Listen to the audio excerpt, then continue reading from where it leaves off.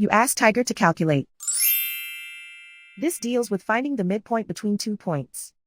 The midpoint between the 2 points is -1.5, -6. Let's solve it step by step. Plot the 2 points and calculate the midpoint using the formula. The coordinates of point 1 are, x1 equals -4, y1 equals -6. The coordinates of point 2 are, x2 equals 1, y2 equals -6. PM represents the midpoint of the 2 points.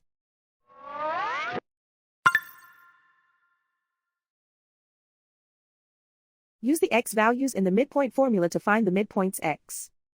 x1 equals -4. x2 equals 1.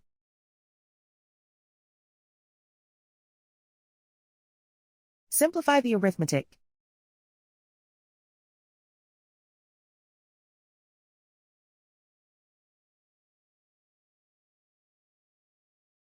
Use the y values in the midpoint formula to find the midpoints y. y1 equals -6. y2 equals -6. Simplify the arithmetic.